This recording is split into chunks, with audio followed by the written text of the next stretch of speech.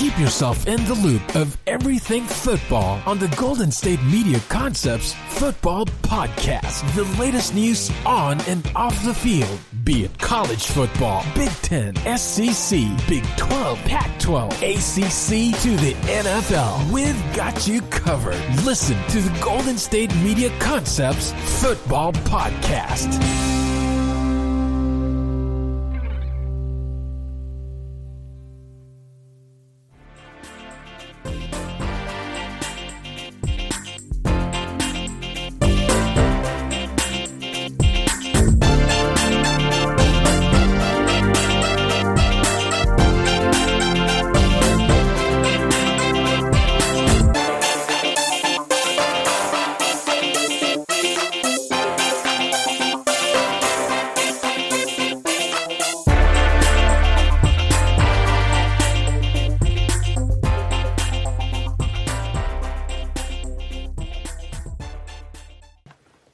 Hello and welcome, ladies and gentlemen, to the GSMC Football Podcast. As always, the GSMC Football Podcast is brought to you by the GSMC Podcast Network. I am your host, Kayvon. Hope everyone is having a beautiful and lovely Saturday, lovely Sunday, whenever you're tuning into the show, however you're tuning in, and wherever you're tuning in. We really do appreciate you taking some time out of your day to listen to us, whether you listen to the full show, parts of the show, whatever. We really, really do appreciate it. And what a day we have. I mean, what a sports world we're living in right now. Lots of things really getting underway and going as football comes to the end. Championship weekend is upon us. And we talked about it last show. What a weekend we're about to have in the NFL. And if you look forward to, if you look a little bit ahead as well, college basketball really getting underway now. The NCAA March Madness tournament is going to happen in Indianapolis. The whole entire tournament's going to happen there, spread out all across the cities in the great state of Indiana, which is going to be very, very cool. And so we're really getting in the midst of conference play. A very weird season so far. Teams like Duke, UNC, Kentucky are just having bad years. They're all unranked right now, so it's going to be interesting to see how they get back into it. And then in the NFL, I mean, let's just put it how it is.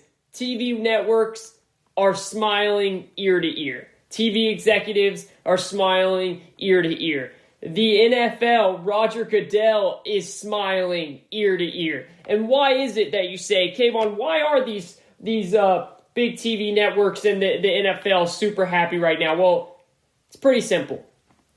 The name is Tom Brady. The name is Aaron Rodgers. The name is Patrick Mahomes. And the name is the Buffalo Bills. I mean, think about it. You have three of the biggest name quarterbacks in the sport today and in the sport in possibly the history of the sport, especially when you look at a guy like Tom Brady, right? I mean, you say that name, that right there brings in a massive fan base to watch the game. Then you say, hey, guess what, ladies and gentlemen? Tom Brady is going to be taking on Aaron Rodgers. Whoa. I think everyone else's ears just perked up a second. And then you hear, oh, wait, the golden boy, Patrick Mahomes, is on the other side, taking on a team that hasn't made the AFC Championship game in 26, 27 years? I think the last time they made it was the year I was born, 1994. I mean, that's crazy, right? So you and it's such a massive fan base too. It's not like that's the one thing about Buffalo, because I've heard some people say, yeah, everything's great except that the Buffalo side of things. You know, the Buffalo,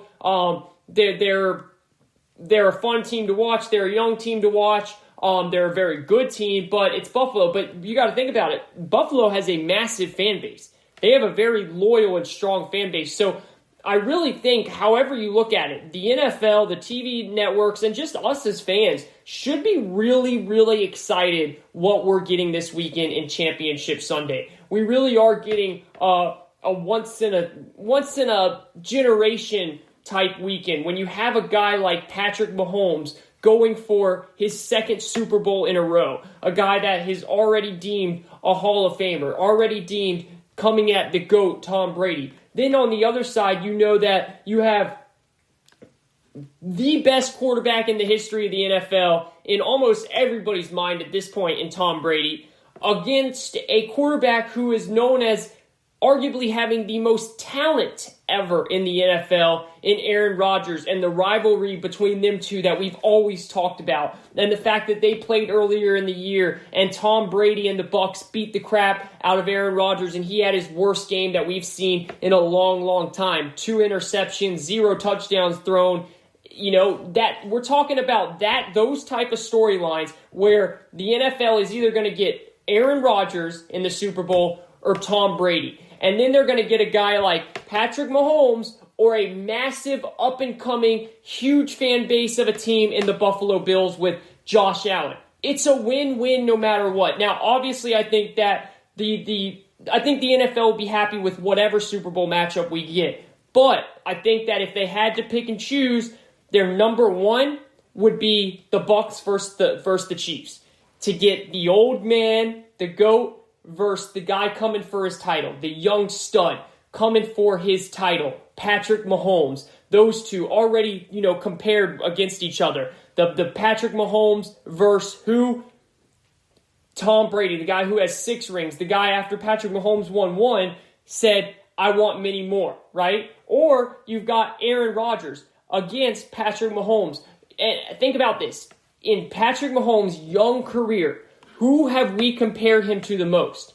Aaron Rodgers, the most naturally gifted QBs that we've arguably ever seen. 2 QBs that are just that just look like they wake up in the morning and they can sling it 80 yards and they have beautiful mechanics and can throw it, even though Rodgers' mechanics and even though actually both their mechanics are kind of all over the place, but they do it in these ways where it's just like, wow, how did they make that throw? Making these behind the back, no-look passes. Rodgers was doing it before Mahomes was even around. Now Mahomes comes in the league and he's bringing those passes back up in front and center for people to see. It's just, any way you look at it, it is a remarkable championship weekend, and it's going to be a remarkable Super Bowl matchup, because even if you get it with the Bills, you get an up-and-coming guy, an up-and-coming MVP candidate in Josh Allen with Stephon Diggs, and just the history behind the Bills, the fact that back in the 90s, they went to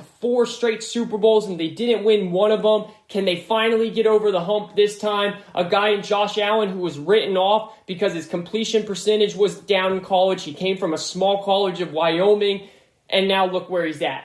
The storylines they're impeccable. The NFL should be so happy. I know they are, and I know the TV networks are as well, and us as fans are as well too. So that's obviously 2 of the biggest storylines going on in the NFL right now and going on in the sports world. And then we also have coaching hires. Look, the Los Angeles Chargers, they have a new coach, Brandon Staley, who has been a coach basically for 5 years, is now the head coach of the Los Angeles Chargers.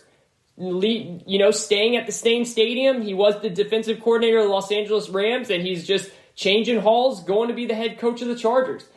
He's obviously a defensive guru, as he led the Rams to the number 1 defense in football this year, but it didn't necessarily help this past weekend, right? When they took on the Green Bay Packers, who were just amazing. But Brandon Staley is the new head coach of the Chargers, and definitely some could say a little bit of a surprise, but he really came on the scene this year.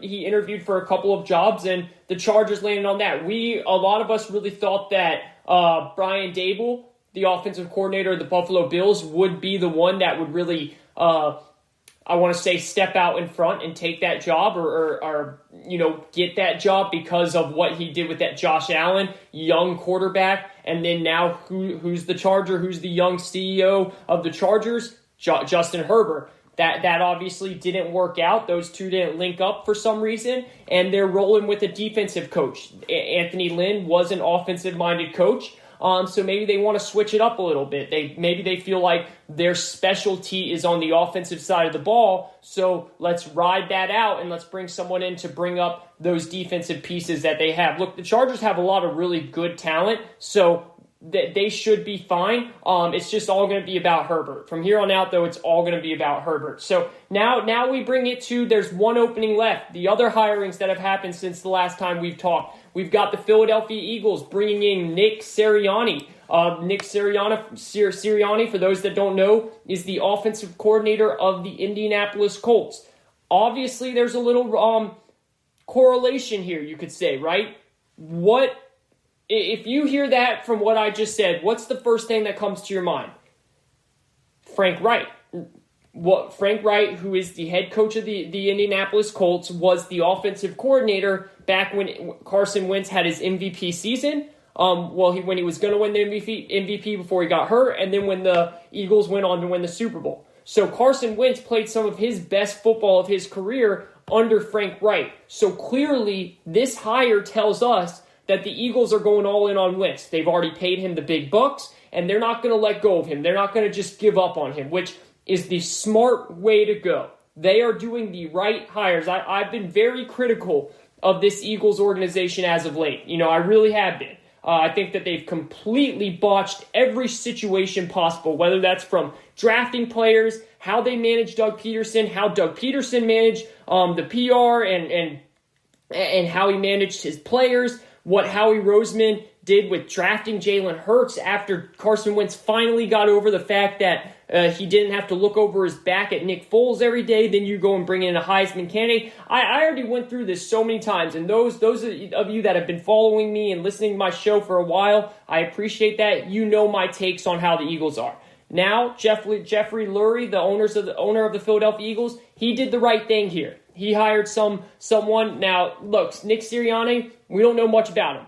Okay? All we know is he comes under Frank Reich.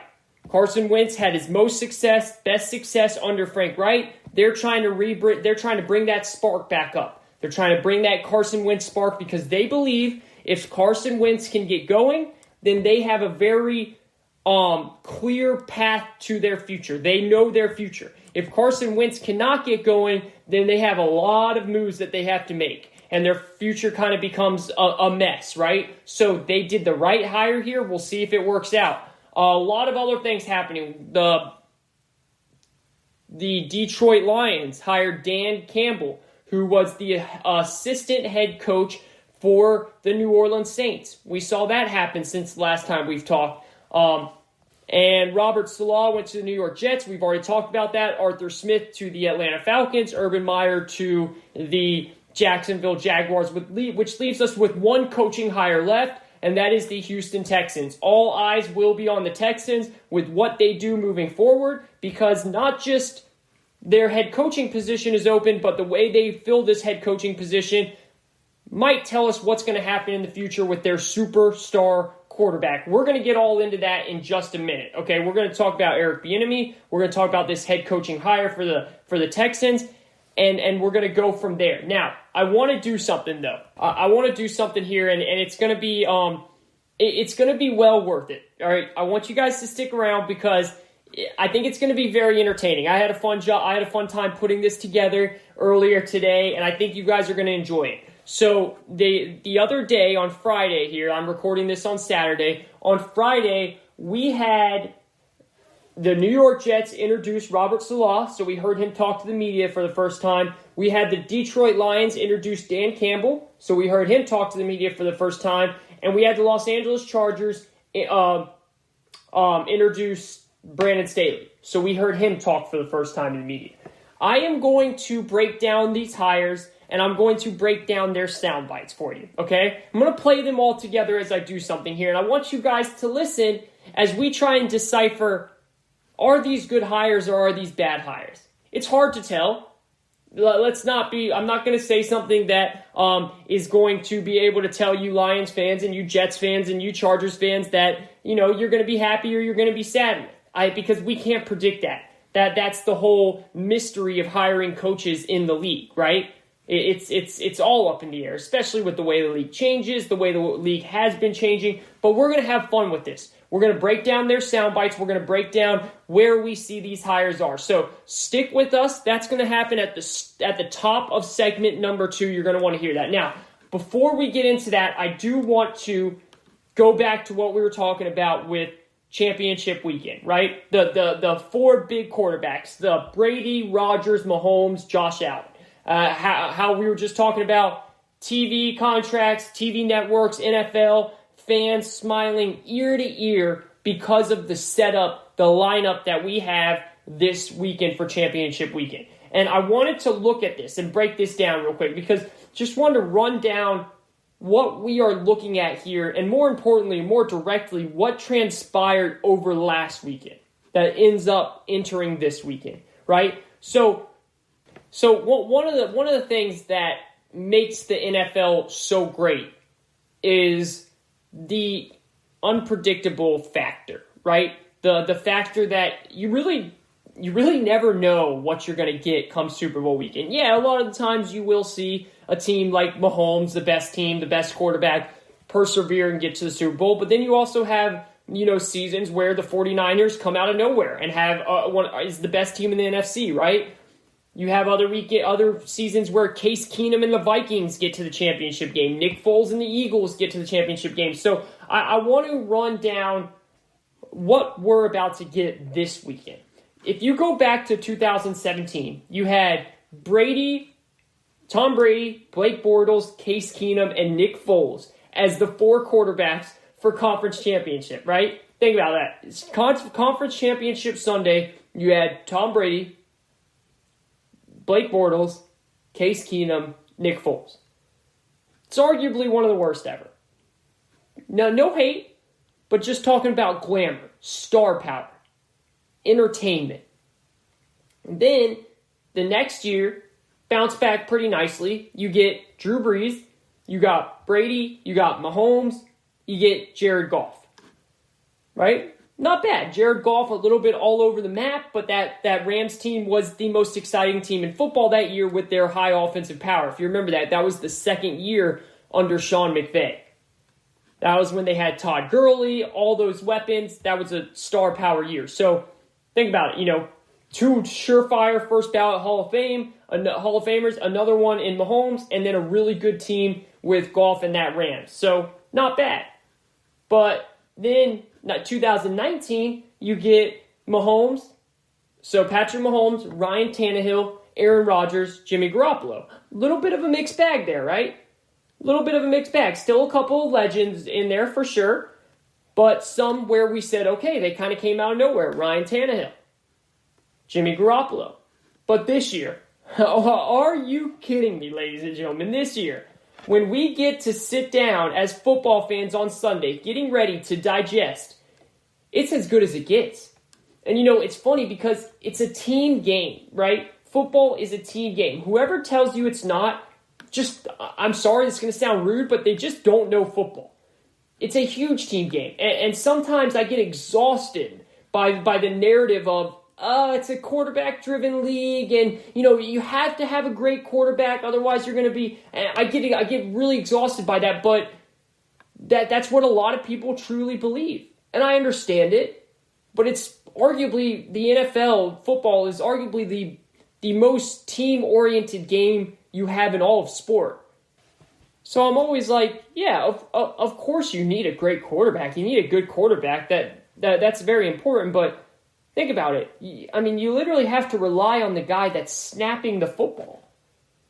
I mean, if you have a bad center, a.k.a. Baltimore Ravens, a.k.a. Lamar Jackson, you have what happens to you last weekend where Lamar Jackson was running for his life 5 times because the ball was going over his head on bad snaps. I mean, there are so many aspects within the game that you have to rely on. Your kicking game, another. So I don't mean to pick on you Baltimore fans, but your kicker missed 2 field goals in the first half. The greatest kicker ever in terms of historic stats. And he had an off game, and that completely changed the trajectory of the game. You guys would have been up at halftime if he makes that, all right? So it's such a team sport. You have to rely on so many more pieces. But with all of that being said, this is one time where I'm going to sit back and say, for those of you that love that narrative of it's a quarterback league, I'm going to give you some stats that are going to really help your argument there. Because I went and did some research for you all. I was very curious on something. So I went, I took my time. I got my glasses on. I pulled out my nerd statistic calculator here, and I did some research. And I found out that 75% of Super Bowl winning quarterbacks are Hall of Famers. 75% of Super Bowl winning quarterbacks are Hall of Famers. And that's making a couple of assumptions, okay? I'm assuming that Russell Wilson is going to be a Hall of Famer, and I think we would all agree on that. I also put Patrick Mahomes in the Hall of Fame too. So I'm assuming those two are going to be Hall of Famers, and that seems pretty obvious. But, even if I took those out, it goes down to 74.8%. So same thing, basically. So in order to get to this point this weekend, the NFC Championship game, the AFC Championship game, you're usually great. You're usually great. You're a great team, and you have a great quarterback. And then to get to the Super Bowl and win it, you're usually great where you have an all-time level quarterback. So yeah, where you have this weekend with 3 quarterbacks who have MVPs already, and one who, if he plays the way he did this season, for the rest of his career, he will win one or maybe multiple MVPs as well. And I'm talking about Josh Allen, obviously. This is as good as you can get QB-wise for championship games. It really is. And it's something where we need to sit back and we need to enjoy it. And we need to be blessed and thankful that we get this weekend, especially in a year with so much going on, so much hardship, so much pain. This is going to be one hell of a weekend. And I can't wait for it, and I know you guys can as well.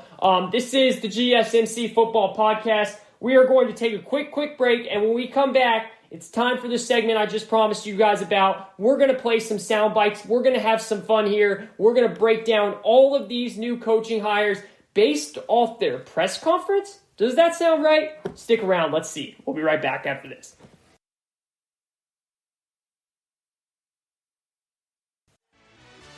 Are you looking for help for your fantasy football team? Check out the GSMC Fantasy Football Podcast. Get today's best advice on who to start, who to sit, even who you should draft. From sleeper picks to red-hot lineups, they got it all covered for you. That's gsmcpodcast.com/fantasy-football-podcast. We'll cover traditional leagues, dynasty, PPR, even IDP leagues. When you need fantasy help, there's just one show to hit up. Don't forget to like them on Facebook and follow them on Twitter. Visit gsmcpodcast.com for more info.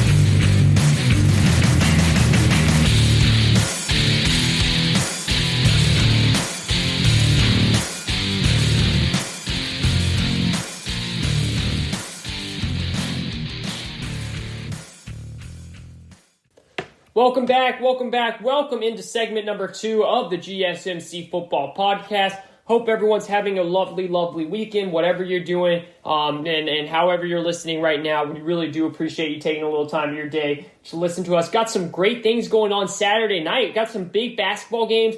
MMA, Conor McGregor, is back in the octagon, taking on Dustin Poirier. That's going to be a great fight. Can't wait for that. All of you big MMA fans, you can go check out our GSMC MMA podcast. Those guys and girls do a great job over there, so check that out.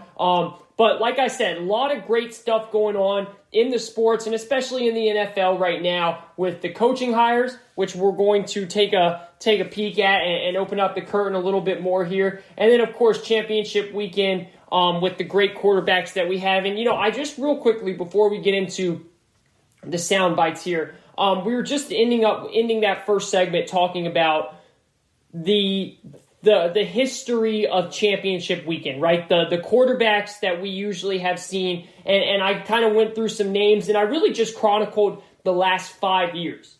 I could have gone back even further, and you still would have not found a championship game like this weekend.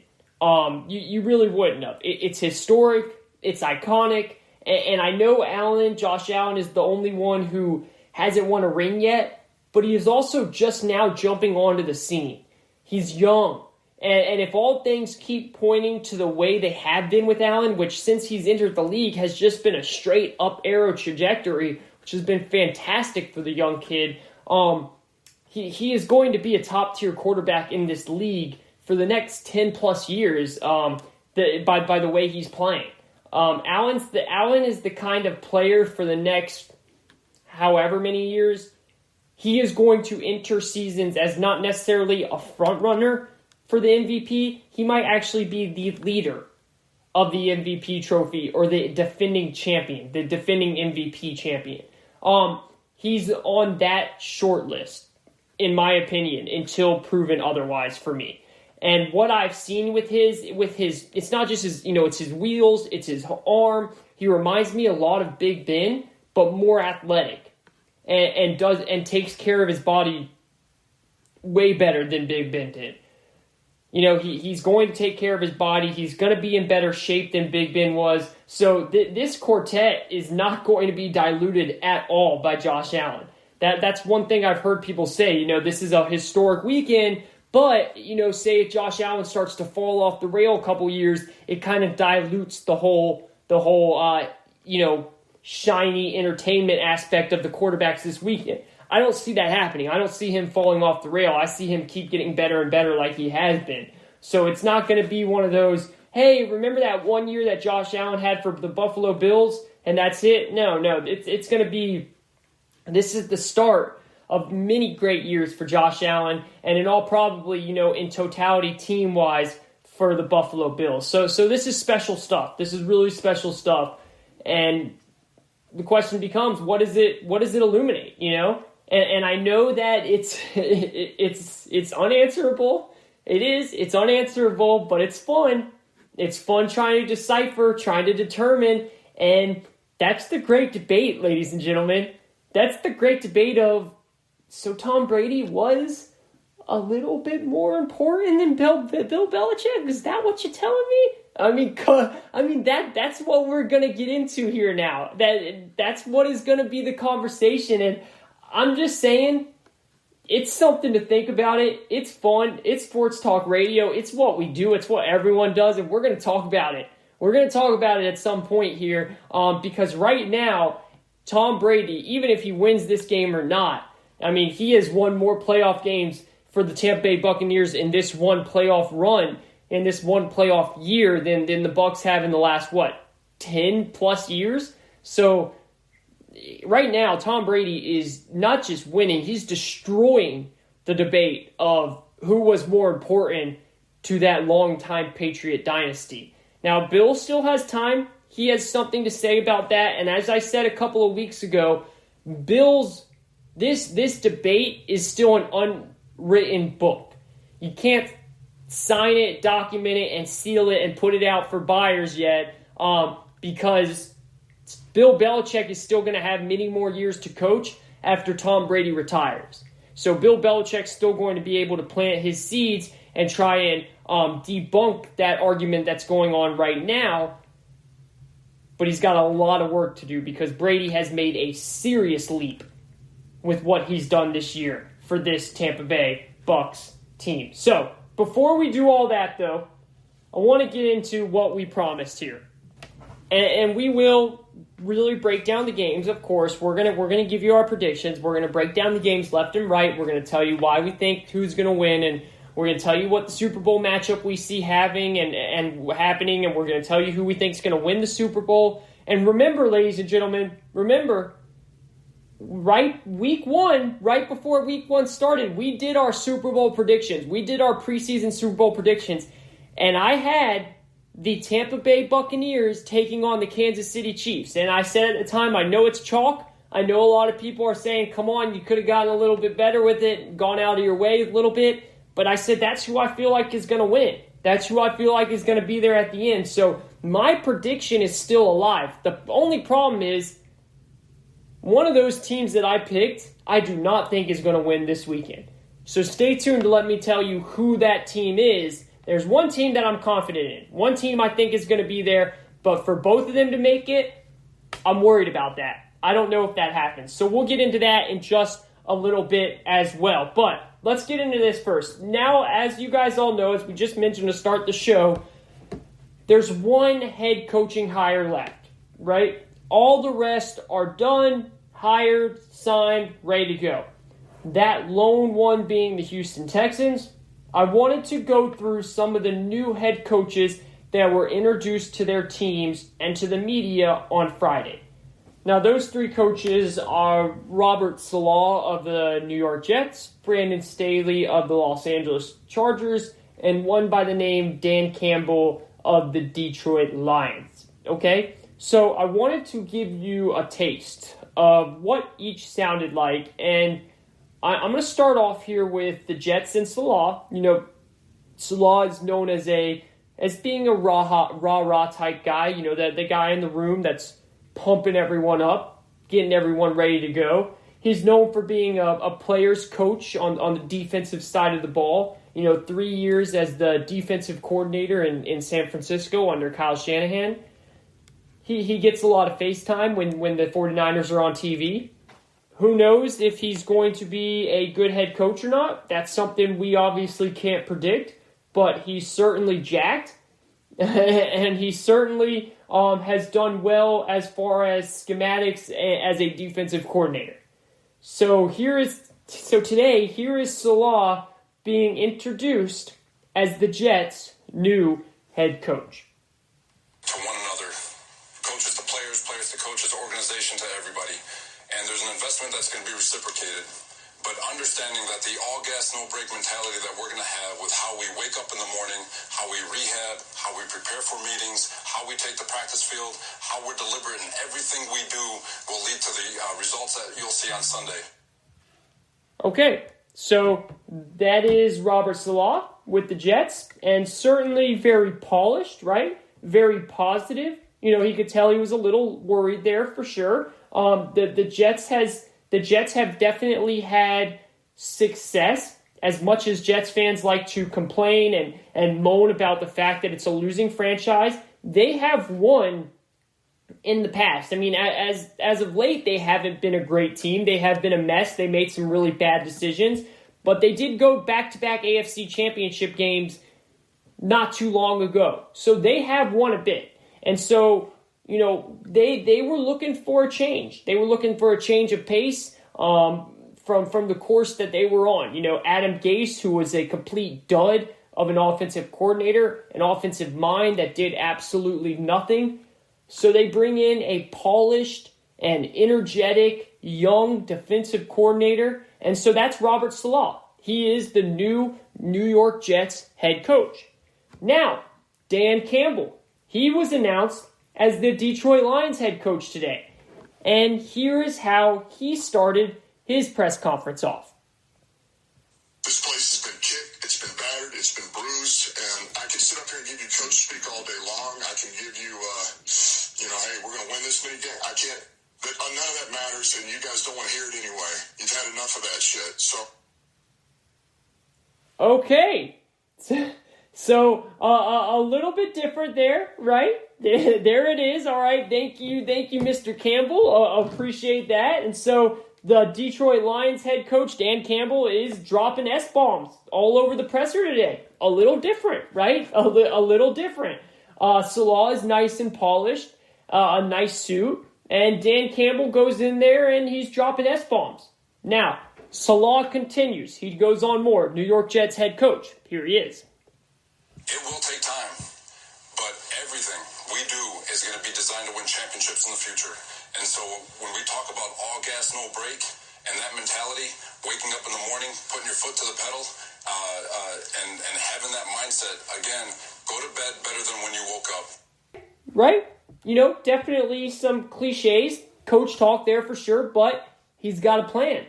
He certainly has a plan. He certainly has read a couple of the old adages. You know, there must be maybe some Knute Rockne quotes on his wall because he came to the press conference with some very good all gas, no brakes talk. You know, wake up a better player. Let's get it done. You know, we've heard this before, right? Now, Dan Campbell, the Detroit Lions new head coach, he also read some quotes that inspired him. Here's what he has to say.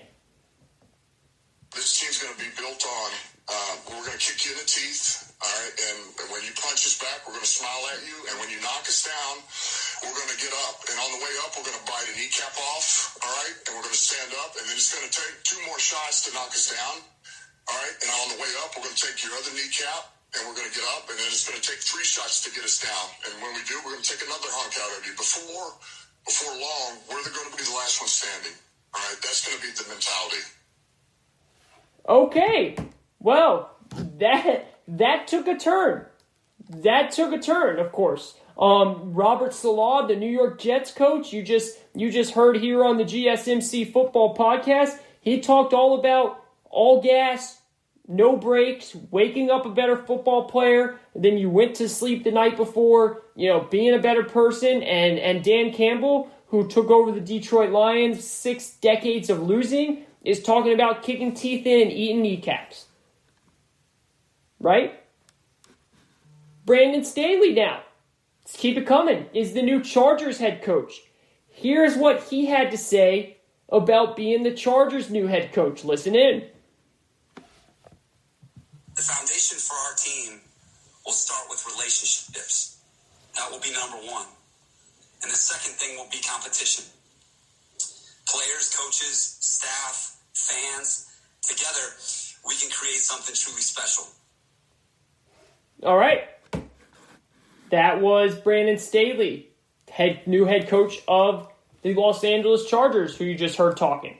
So in the past, he's taken the old coach speak from the past of wanting to forge relationship. He wants to make it competitive, and you certainly had some coach talk in there. There's no doubt about that. So again, he's taken over the Chargers organization, who certainly has won in the past. They haven't necessarily gotten to where they wanted to go with Phillip Rivers, but for 16 seasons, they've made the postseason. They won a bunch of games under LT, but they didn't win a championship. But they've definitely had some success, and they've got some good pieces to set them up for success in the near future, right? So it's a button-up organization with the Spanos family as the owners, and they're trying to build some relationships, forge some competitiveness, and you heard some coach speak in there, as we talk about, from the 38-year-old defensive coordinator for 1 season with the Rams, right? Now moving on to the Chargers, taking over the Chargers. Now, all of these jobs are different situations, obviously, right? All are in different places.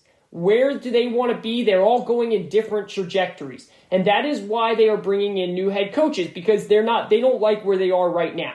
They don't like where they have been in the recent past, and they don't like the way they're heading. So they changed their trajectory. They changed the face of their organizations by bringing in a new head coach. So all of them are going to have different tasks and priorities. But it's going to take a special and unique coach to change the Detroit Lions. So they bring in Dan Campbell, who was on the 0-16 Detroit Lions team back in 2008. Dan Campbell knows what it's like to be in Detroit. He knows the history, 6 decades, only 1 playoff win since 1957. It's safe to say he was a little bit more colorful and a little less coach talk today when talking about being the new head coach of the Detroit Lions. Listen again. This place has been kicked, it's been battered, it's been bruised, and I can sit up here and give you coach speak all day long. I can give you, hey, we're going to win this many games. I can't, but none of that matters, and you guys don't want to hear it anyway. You've had enough of that shit, so excuse my language. All right, here's what I do know, is that this team is going to take on the identity of this city, all right? And this city's been down, and it's found a way to get up, all right? It's found a way to overcome adversity, all right? And so this team's going to be built on, we're going to kick you in the teeth, all right? And when you punch us back, we're going to smile at you, and when you knock us down, we're going to get up. And on the way up, we're going to bite a kneecap off, all right? And we're going to stand up, and then it's going to take 2 more shots to knock us down, all right? And on the way up, we're going to take your other kneecap cap, and we're going to get up, and then it's going to take 3 shots to get us down. And when we do, we're going to take another hunk out of you. Before long, we're going to be the last one standing. All right, that's going to be the mentality. Okay, so you heard. It appears that the Detroit Lions have hired a completely unhinged lunatic. You heard Robert Saleh. It was buttoned up. He wants his players to wake up and be better football players than they were when they went to sleep. All gas, no brakes, hit it. You heard Brandon Staley with the Chargers. He wants to build relationships and build competition. It appears the Detroit Lions have hired a psychopath. At one point, Dan Campbell, during the press conference, mentioned drinking a gallon of coffee a day. I am not kidding. He mentioned that in the press conference. And at one point, randomly, he just went off and said, I think the Ford family, who are the owners of the Detroit Lions, thought they were hiring Matt Campbell. They got Dan Campbell. I think everyone knows who Matt Campbell is. Matt Campbell is the young and up-and-coming coach over at Iowa State who has been on top of a lot of owners' lists and GM's lists to be a head coach in the NFL. He literally brought that up during his press conference. He was talking about eating kneecaps. The new head coach of the Detroit Lions, a multi-billion dollar organization, and we've got a dude going cannibalism. The bottom line is, if you're going to drag an organization that's lost for 60 years out of the doldrums, you might have to eat some people.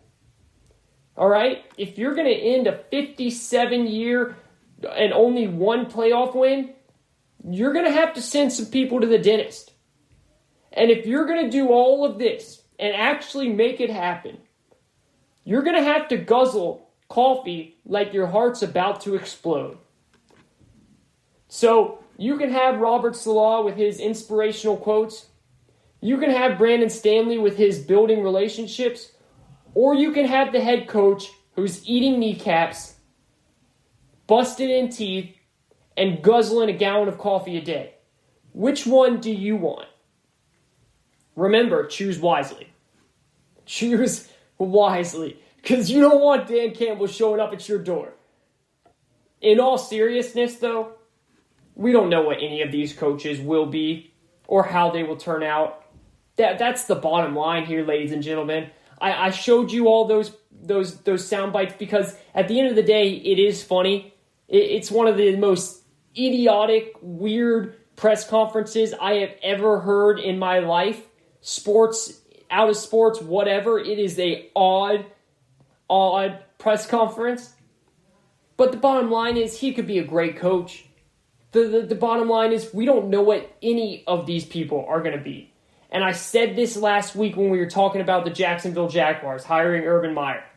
When you're an organization that has been losing for so long, and an organization that has tried everything, from the normal head coach to the X and O's guy, and none of that has worked, it's going to take something different to change things up.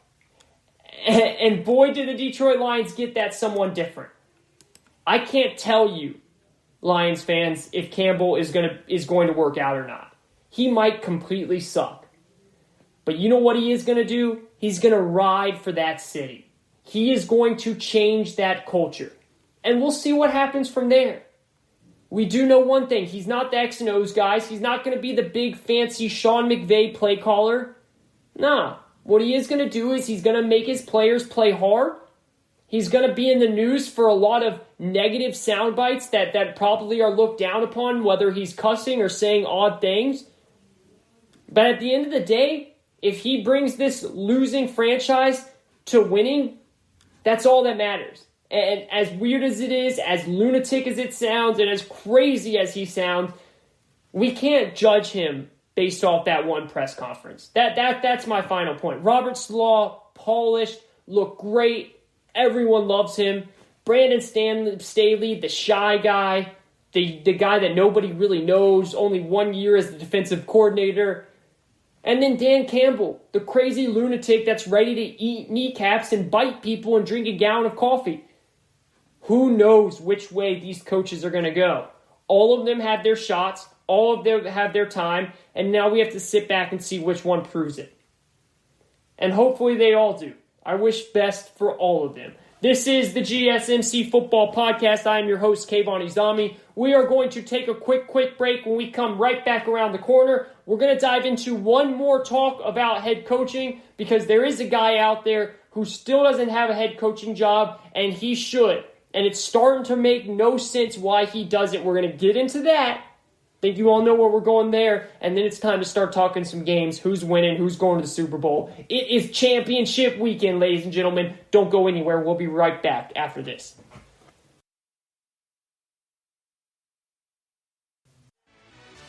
Check out the show that's built on the MMA. From the UFC to extreme cage fighting, they got the fights covered. Check out the GSMC MMA podcast. Get the latest news on past or upcoming fights. Join us as we talk to and about some of the biggest names in the MMA, past, present, and future. When it's the fight game, there's just one show to check out. GSMCpodcast.com/MMA-podcast. Don't forget to like them on Facebook and follow them on Twitter. Visit GSMCpodcast.com for more info.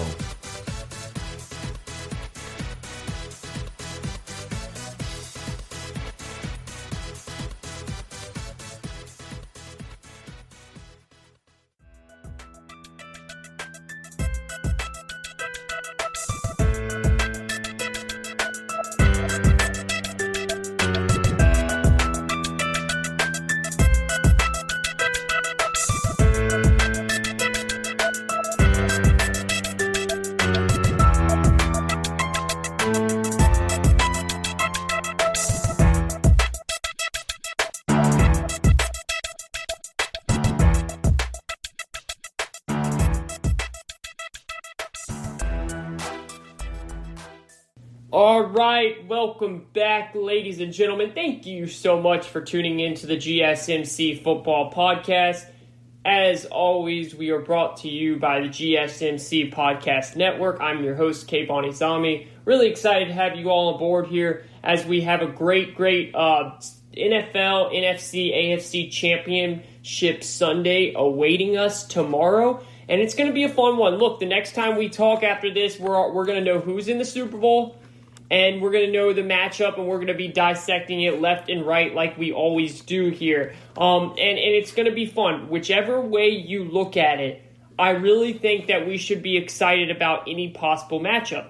I really do. I mean, I think every matchup, every possible Super Bowl matchup has a storyline that gets you excited. And even with the Bills, a lot of people will say the Bills are that odd team out, because the Buccaneers, they have Brady, the GOAT. The Packers, they have Rodgers, one of the most gifted quarterbacks ever, looking for his second Super Bowl. If Rodgers can get that second Super Bowl, it completely changes the outcome of his legacy, right? I mean, no matter what, Rodgers is going to go down as a first ballot Hall of Famer, one of the best to do it. There's no doubt about that. But when you have one Super Bowl, you're in a category with a bunch of other people. When you get that second Super Bowl, you start to become into rare territory, with the John Elways, the Peyton Mannings, the Ben Roethlisbergers. Those are the type of players that you're going to start to be compared to and start to really be looked at with those second Super Bowl, with that second Super Bowl. And that means a lot. And for Rodgers, someone who has gotten so close so many times, but only made it to the Super Bowl one time, so he's only had one shot at it. And of course, he's 1-0. He won that one Super Bowl against the Steelers back then in 2010, and that changed a lot of things. So you start to look at it now and say, okay, the last, 3 NFC championship games have gone in a negative way for this Packers team. But things feel different this year, right? They're hitting on all cylinders. Matt LaFleur and Aaron Rodgers have a great chemistry going on. Matt LaFleur and his play call is fantastic. It's innovative. It brings in a bunch of different wrinkles. The way that they use Devontae Adams, Aaron Jones, the way they bring in Jamal Williams, the way they use Robert Tonyan, their tight end, all of it is really, really impressive. And then this year, the defensive side of the ball is better. It's not like they got any other players that made them better. They're just playing better as a unit. But then, of course, you look up and they run into the GOAT. They run into Tom Brady. They run into a Buccaneers team that has kind of been winning ugly, right? I mean, if you think about it, look, yeah, they beat Washington. They only beat them by 7 points. They didn't against a quarterback in Taylor Heineke that no one's ever heard of until that night.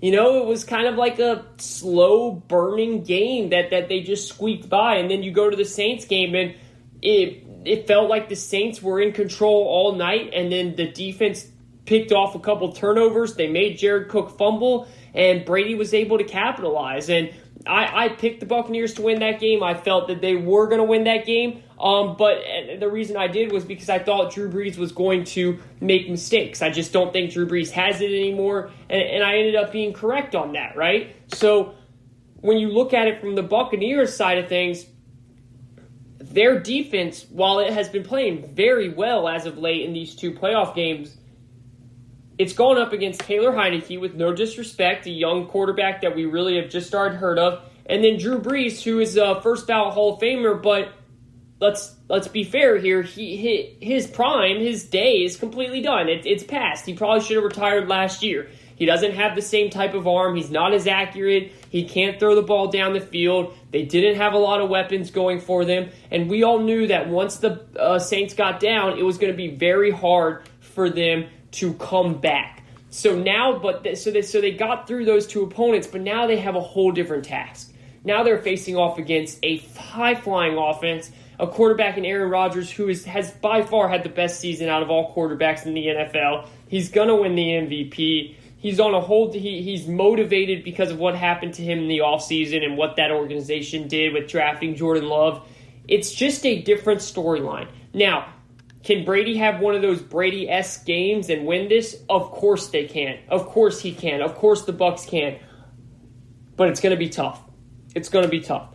And whether you look at it from the side of the Rodgers and the Packers winning or the side of Tampa Bay and the Bucs winning, either way, it's going to be an intriguing storyline. Think about it. If the Bucs win, they'll be the first team ever to play at home for a Super Bowl, right? Because Tampa Bay is hosting the Super Bowl this year. Brady will be going to the Super Bowl in the AFC and NFC, the first player ever to do that. Only one other player has gone to the AFC Championship game and the NFC Championship game, and that's Joe Montana. Now Tom Brady's the second player to do that, but Joe Montana lost in the AFC Championship game when he was with Kansas City. So Brady would be the first player ever to go to the Super Bowl for two different conferences, right? So when you look at it and you say, okay, well, how much will that mean for his legacy? To me, Brady's legacy is already set in stone, right? To me, Brady is the GOAT. And I've said this story many times, but ever since what he did to my Falcons back in 2016, that was the day I realized, Brady's the best quarterback my eyes have ever seen. And him just making another Super Bowl, whether he wins it, whether he doesn't, it just adds on to that. I think most people, if you already think Brady's the GOAT, you're already on that island. If you don't think Brady's the GOAT, then you're probably you probably don't think that for some other reason. Maybe that doesn't have much to do with football. Maybe it's just because you don't like him. I don't know. It's hard to imagine that. But if you don't, maybe that would change your mind with him doing it without Bill Belichick, because I do understand that premise right there. So we'll see. And then from the AFC side of things, look, both the matchup's going to be great. It's all going to come down to really how healthy is Patrick Mahomes. He already had a banged-up toe. Then he got that concussion. He's past protocol. He's going to play in the game, but how effective is he going to be? Because I can tell you this right now.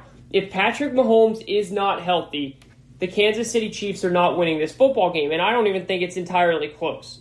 I really don't. Chad Henne, great story. What he did last week against the Cleveland Browns, that big run. Andy Reid just having the guts to go for it. That's the difference between some of these coaches in the NFL. Andy Reid said, I understand my top-tier quarterbacks not in the game. I get that. But I also understand my offense is the greatest weapon that I have on this team. While the defense is good, it's not elite. It's not one of the best defenses in the league. It allows yards. It allows touchdowns. And I'm going to put the ball in the hands of my best unit. And if I lose the game because of that, well, so be it. At least I can go to sleep at night saying, hey, I gave my best unit, my best set of players, the opportunity to win that game.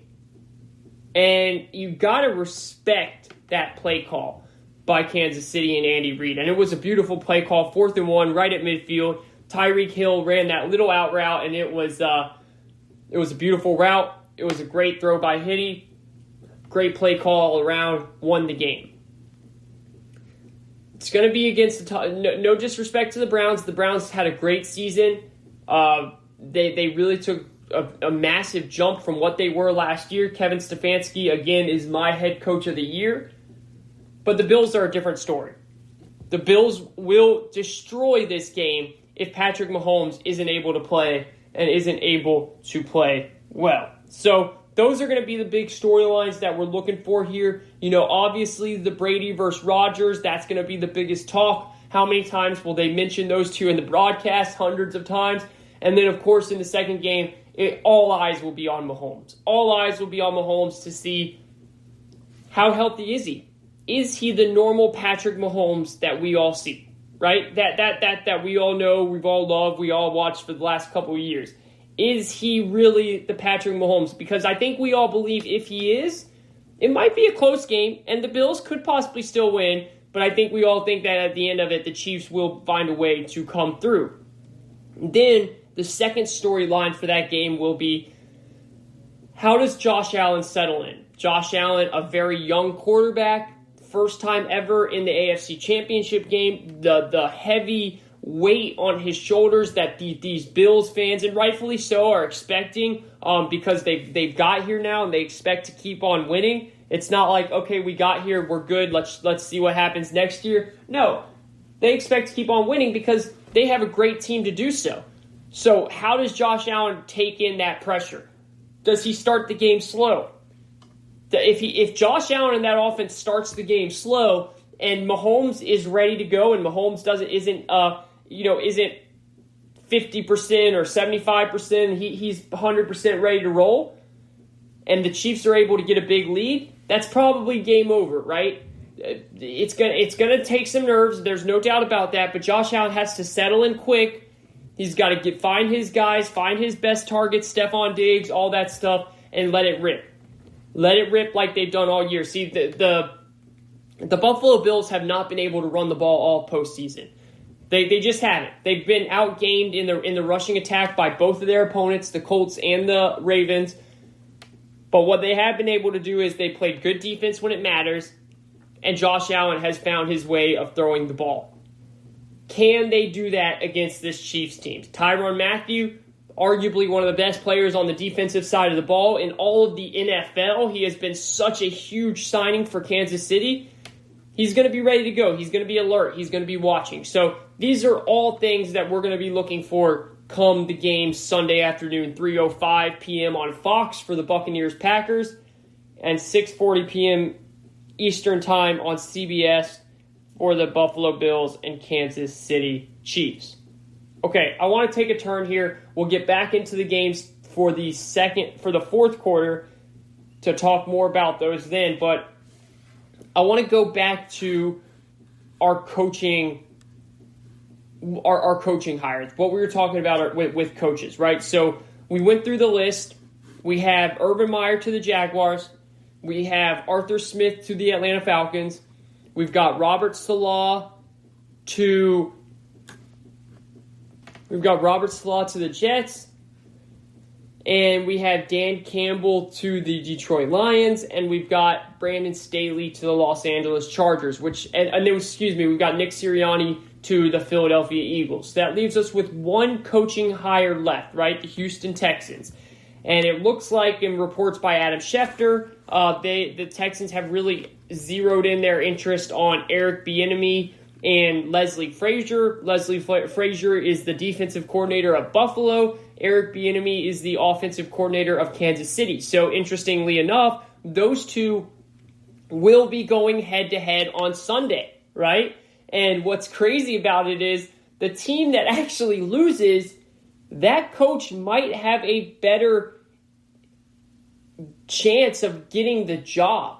And I know you're saying, wait, Kayvon, how does that make sense? Because they're going head-to-head. You would think this is their chance to perform well and show the Texans that, you know, that they mean business, that they can be their new head coach. But say, you know, whichever team that wins, they still have to keep on playing, right? The Houston Texans cannot hire anybody until their season is over. So Eric Bieniemy has not been able to get hired, and a large part of that is because his season is not over, right? So if he makes it to the Super Bowl, by the time he's there, and that's over, all these jobs might be filled. And I mean, shoot, they already are except one. So that's kind of the crazy thing about that rule that the NFL has. But I want to stick here with Eric Bieniemy. I want to play a sound because there's a lot of noise. There's a lot of talk all week. I'm sure you guys have all heard it about how, and this is 2-3 years in a row now that we've talked about this. Why is Eric Bieniemy not getting a head coaching job? Why? He's done everything right. He's a great offensive coordinator. He's been the offensive coordinator for the most high potent offense the last 2-3 years. So why? Why is this guy the topic of consideration? Why is this guy not getting a head coaching job? So I want to play a sound by Eric Bieniemy. Again, offensive coordinator of the Kansas City Chiefs. He was asked by the media, what was his thoughts? What is his thoughts of why he hasn't been able to get a job? And he really goes into, you know, what it means for him to be the center of attention, why his name keeps coming up. So just take a second here and listen to this sound by Eric Bieniemy. Here's the thing. It's always good to be mentioned and having an opportunity to pursue your dreams. And obviously, yes, I do want to be a head coach. But when it's all said and done with, my job is to make sure everything that we're doing right now is not to take away from the goals that we're trying to accomplish. The only thing that matters today, we got better. Okay, today we had an opportunity to make sure we can take care of situational football as far as short yardage, goal line, and our third down situations. So now it's time for us to go back in and chop wood, watch this tape, and get ready for the next day. We want to make sure that we're getting our guys ready to make sure they can take care of business on Sunday. My own personal business, when all that's time to take care of itself, that will take care of itself. Okay, so you heard that, right? That is offensive coordinator of the Kansas City Chiefs, Eric Bieniemy. So beyond the fact that little clip right there, I think strengthens the argument of what I've been saying for a few years now. That the whole process should be delayed until after the Super Bowl, so you don't have these coaches who were balancing coaching and getting their team ready and interviewing for head coaching jobs at the same time, so they can just focus on the one job at hand. See, this has happened a couple years in a row now, and I'm not using this as an excuse of why Eric Bieniemy hasn't been hired, because that isn't an excuse. It's a lazy excuse if someone uses this.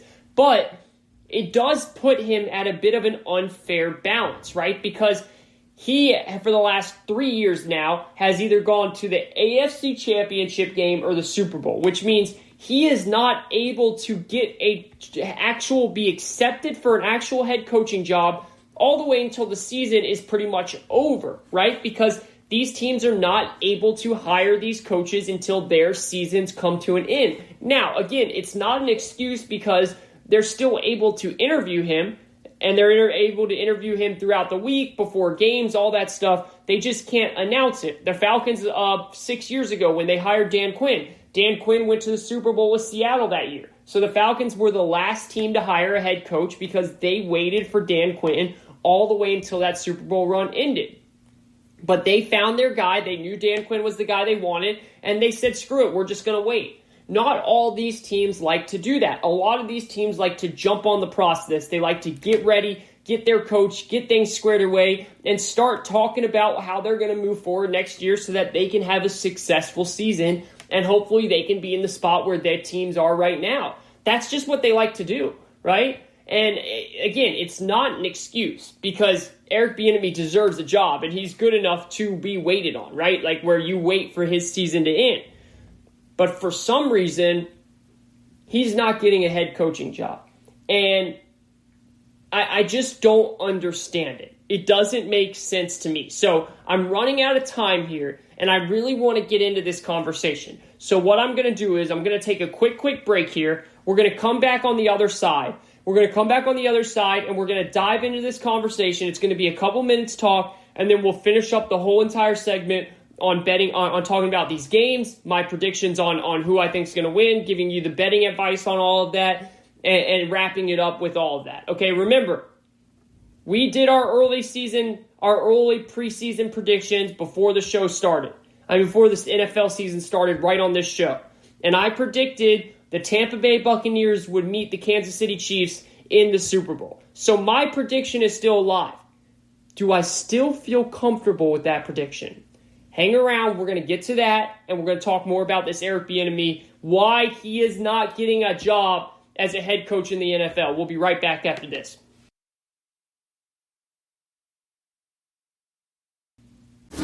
Check out the show built around the women of MMA. From the UFC to the extreme cage fighting, we got the fights covered. Listen. It's the Golden State Media Concepts Women's MMA Podcast. The latest news of upcoming fights, discussions of previous matches. Join us as we talk to and about the biggest names in women's mixed martial arts, past, present, and future. When it's the women's fight game, you know where to listen to. The Golden State Media Concepts Women's MMA Podcast.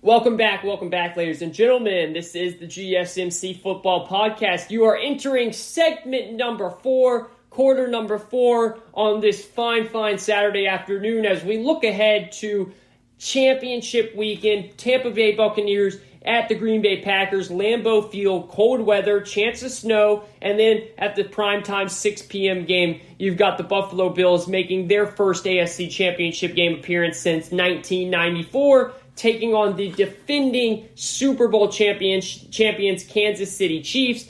Andy Reid, Patrick Mahomes, and the Chiefs are looking to go back-to-back. But will Josh Allen and the Buffalo Bills be able to put a halt into that idea? We'll talk about it. We'll make our predictions. We'll make our picks. And we'll tell you why my preseason prediction of the Tampa Bay Buccaneers versus the Kansas City Chiefs in the Super Bowl has me a little bit worried that might not actually happen. Even though we're so close to having that prediction come to fruition, I'm a little bit worried.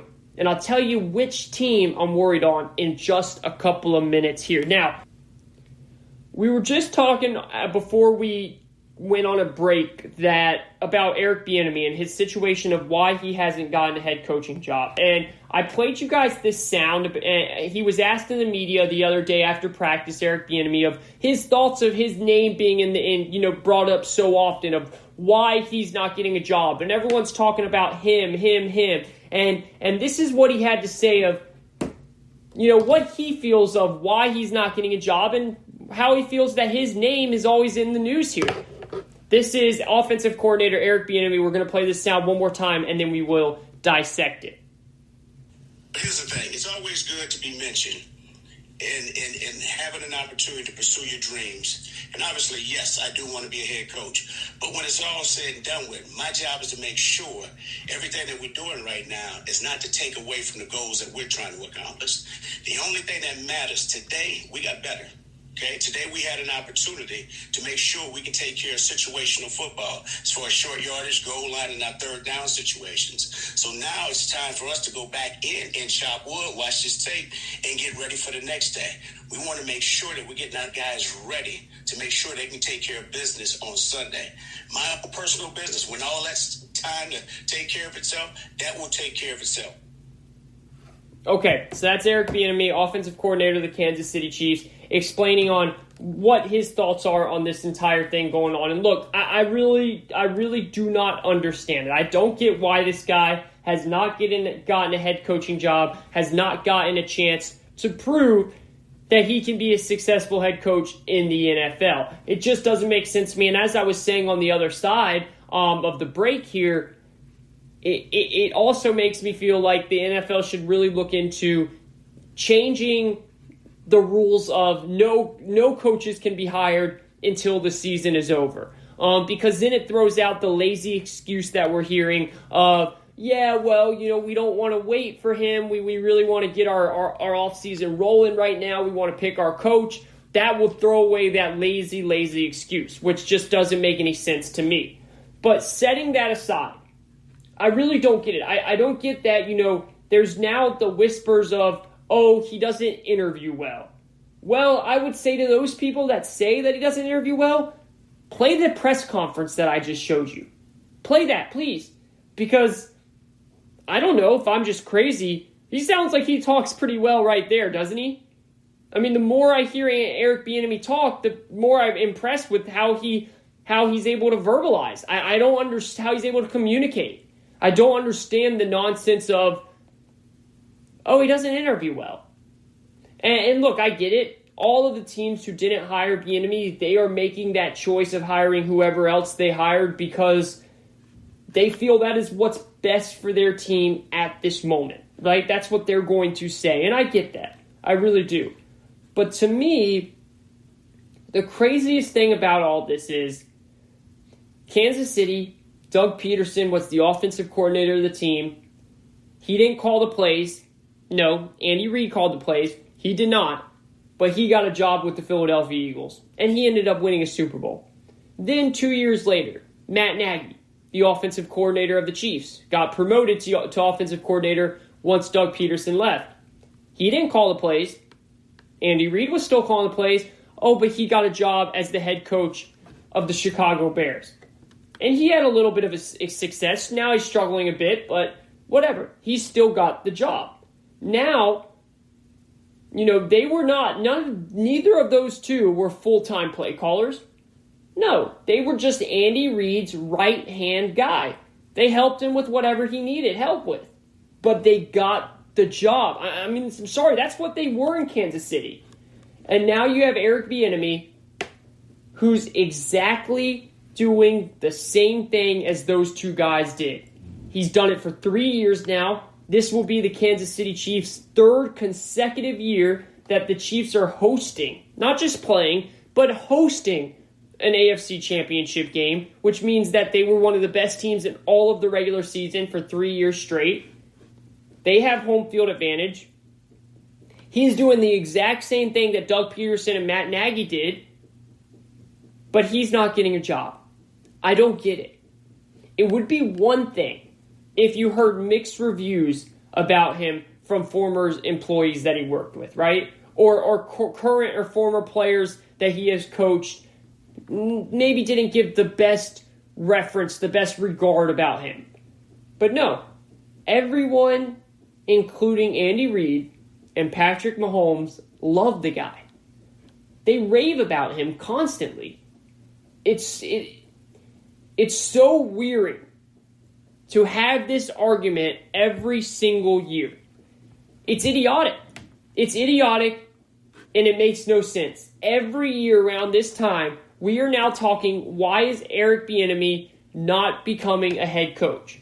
And now the excuses are this year, well, he interviews bad, and his team keeps going so far. We want to get our offseason ready to go now. We want our coach now. And I'll tell you what, if this year comes to a complete and Bieniemy is not hired as a head coach again, it's going to be a very bad look for all NFL owners and the entire league, in all honesty. And the Houston Texans especially, because the Houston Texans have him right in their face. What do I mean by that? Well, their superstar quarterback, and he is a superstar, and he's one of the best quarterbacks in the entire league, is telling them that he wants Eric Bieniemy. And he is mad right now. He is 10 out of 10 mad. Actually, mad would be an understatement. He is furious with the organization right now. And they have a possible way to fix it if they just hire Eric Bieniemy.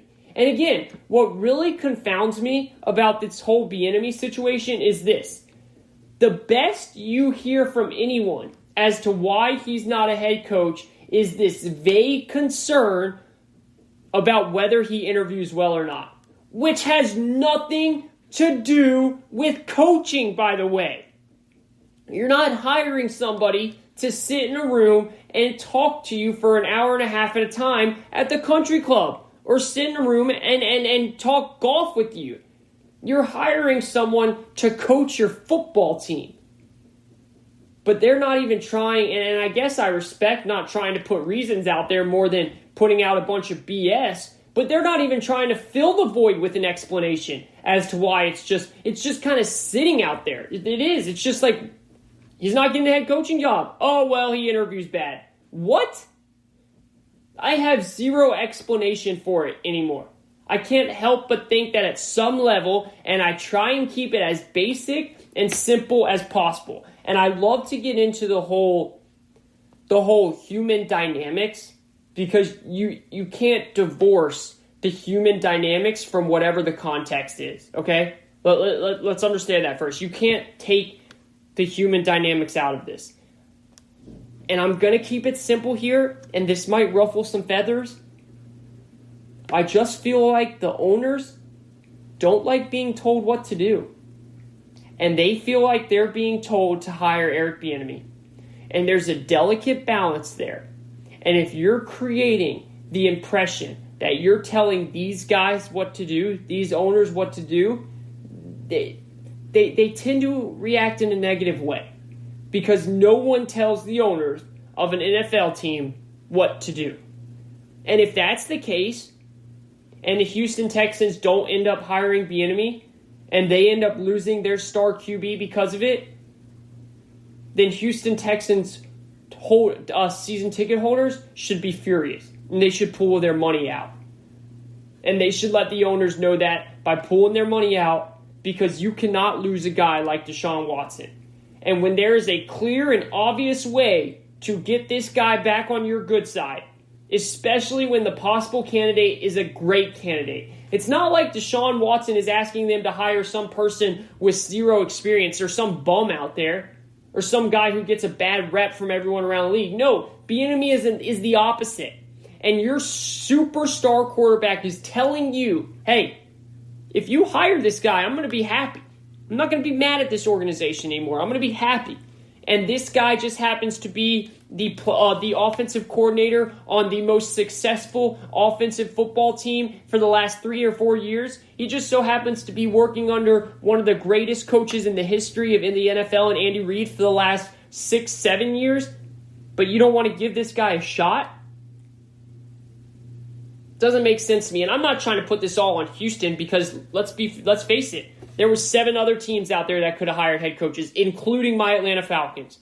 And they interviewed Bieniemy. They did, and I give them credit for that, but they didn't hire him. And that's not saying Arthur Smith should not have been hired. I think Arthur Smith had full reasons of being hired, and good reasons for that as well. He has a great resume. So does Urban Meyer, right? So does Robert Saleh, but so does Eric Bieniemy. And I'm not saying that these owners should just hire him because his name is always out there. No, it should have never gotten to this point, is what I'm saying. Why did it get to this point? That's what I don't understand. Why is it at this point now where we are having to talk about this? Because you could have hired him a couple years ago, just like all these owners did with Doug Peterson and Matt Nagy. It's been a trend to hire Andy Reid's offensive coordinator. But for some reason, that trend has stopped once Eric Bieniemy became the offensive coordinator. Now, how does that line up? How does that make sense? I'd love someone to tell me, because I personally just do not understand it. And I'm really hoping, for the sake of Deshaun Watson, for the sake of Houston Texans fans, they're loyal and hard-working, hard-earning fans that they give their hard-earning money to every year to go watch their football team play, who has been a disaster, an absolute disaster. And if it wasn't for Deshaun Watson, they'd be the most irrelevant football team in the entire league. And that's by a long shot, too. There's not even a close second place. But if they go bring in Eric Bieniemy, all of that can change. And I really hope for the sake of those Houston Texans fans that they really do that, because he deserves it. Eric Bieniemy deserves a head coaching job in this league. Thank you for tuning in to the GSMC Football Podcast. Hope everyone's having a great day. Thank you so much for listening to us. All right, as we come down the final stretch of the show here, again, this is the GSMC Football Podcast. I am your host, Kayvon Izami, and championship week is upon us. First game is the Tampa Bay Buccaneers at the Green Bay Packers. Green Bay is favored by 3.5. That's 3.5 for all of those that don't know what that means. So that means that if you were to bet on Green Bay, they would have to win by 4 or more points for you to cover, for you to win that bet. If you're to bet on Tampa Bay, that means they either have to win the game outright, so just win, or if they lose by 3 or less, then you would cover your bet and you would win, right? The over-under is 52. For those that don't know what that means that the combined score between both teams has to be higher than 52. If it's lower than 52, you would lose. If it's higher than 52, you would win. If it's right at 52, it's a push and you would get your money back. So that's where we're at. I personally like the over in this game. And then let me say this before I tell you my prediction of the game. Once again, as we headed into this season back in September, I did my preseason predictions. Okay? And I had going to the Super Bowl the Tampa Bay Buccaneers with Tom Brady and Patrick Mahomes and the Kansas City Chiefs. And a lot of people at the time were like, that's chalk.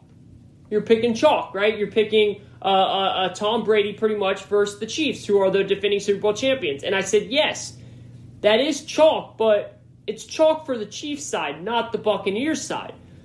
I mean, ladies and gentlemen, Tom Brady is great, but remember, he was going from being with one team for 20 years. He's never played outside of one team, one system, one head coach. That's all he knew. So then he went to a team that had a complete different offensive scheme, complete different system, different weather, a team that has not had winning by their name forever, right? A team that hasn't made the playoffs since 2007. So it was going to take time. And a lot of people throughout the season, when the Buccaneers were struggling, they jumped off their bandwagon. And I said, no. I'm going to stay on. I'm going to stick with this team because I think that they can make it. I think that Brady will get them together, get them going. And look what's happened. He has. And now he's one game away from the Super Bowl. But ladies and gentlemen, I'm unfortunate to say I don't think he makes it. I think this is where the run is. Now, I obviously will be rooting for the Buccaneers because I want my prediction to come true. I want to be right. But I also am going to not, I'm not going to lie to you guys. I'm going to tell you what my eyes see. And my eyes see that Aaron Rodgers is playing the best football of his career. That's right. That's right. He's 37 years old and he's playing the best football of his career. Matt LaFleur is firing on all cylinders with the way he's calling plays. Aaron Jones has had a fantastic year as a running back, and Devontae Adams has made himself into the best receiver in the game this year. It's that simple. And it's not even close. Julio Jones was banged up. Tyreek Hill had an okay season. Stephon Diggs had a great season. But Devontae Adams had the best season. And to top it all off, the Packers defense is playing 10 times better than they did the year before. And when you put all that together, and with the cherry on top being that they're playing at Lambeau Field in the cold, and only Brady and Gronk are the only players on this team that are used to playing in cold weather, it's going to be tough for Tampa to upset them. Now, because they have Tom Brady, there's always a chance. There's always a chance. But the big difference in last week and this week is the Bucs were playing a team where their quarterback, he was done. He wasn't able to push the ball down the field. And they were really riding on their high-flying defense. And the only way that they were going to win the game, and they being the Saints, is if they got a big lead and their defense was able to hold on. But if they got down, their quarterback, their offense wasn't going to be able to get them back into it. This is a whole different scenario in two ways. One, if the Packers get a lead, Aaron Rodgers is going to put his foot on the gas, and he's going to make that lead bigger. Two, if the Bucs get a lead, Aaron Rodgers is going to put his foot on the gas, and he's going to be able to come back and shrink that lead, right? That's two things right there. This Bucs team is complete. This Packers team is complete in all forms. They got destroyed. They got embarrassed by the Bucs earlier in the regular season. And I think because of all that, Aaron Rodgers is going to find his way in his second Super Bowl appearance of his career. Again, I picked the Bucs. I'm sticking with the Bucs. I'm not flopping. I'm cheering for them. But I think Rodgers is on a whole different mission right now. And when it comes to the AFC side of things, I'm going at this prediction believing that Patrick Mahomes is at least 80% himself. He's able to go out there and play the entire game. He's able to stay healthy. He's able to stay in there. And I'm taking the Kansas City Chiefs. Look, I think the run by Buffalo is it's awesome. It's one of the best storylines we've seen all year, right? It is the best storyline. No, Josh Allen, he was doubted coming out of college. Had started off his NFL career pretty shaky. Then he puts in the work. He gets better. He gets Stephon Diggs, and now he's an MVP candidate, right? The Buffalo Bills franchise, the suffering that they've had to deal with for year after year, and now they're finally here. It's great. I would love the Bills to win, but now they're running into a true juggernaut. And Bills fans, you guys have a bright future ahead of you. And you're taking baby steps. You're taking giant steps this year, actually. Giant steps. But unfortunately, those steps end right now because Patrick Mahomes is too good. Kansas City is too good. They're playing at home, and they're going to win this game. While I think it will be close for the majority of the game, their championship pedigree is going to be able to get them over the hump, and we're going to see a Green Bay Packers, a State Farm versus State Farm Super Bowl, Aaron Rodgers versus Patrick Mahomes. That is my predictions, ladies and gentlemen. This is the GSMC Football Podcast. Thank you so much for listening to the GSMC Football Podcast, brought to you by the GSMC Podcast Network. I would like to ask that you guys please remember to subscribe to the show, write a nice review. That really helps us out. Also, if you can, please follow us on Facebook, Twitter, and Instagram. Thank you so much. Have a great night, everyone. We will talk to you next week. Enjoy the games. Tired of searching the vast jungle of podcasts? Now listen close and hear this out. There's a podcast network that covers just about everything that you've been searching. The Golden State Media Concepts Podcast Network is here. Nothing less than a podcast bliss with endless hours of podcast coverage. From news, sports, music, fashion, cooking, entertainment, fantasy, football, and so much more. So stop lurking around and go straight out to the Golden State Media Concepts Podcast Network. Guaranteed to fill that podcast itch. Whatever it may be. Visit us at www.gsmcpodcast.com. Follow us on Facebook and Twitter, and download us on iTunes, SoundCloud, and Google Play.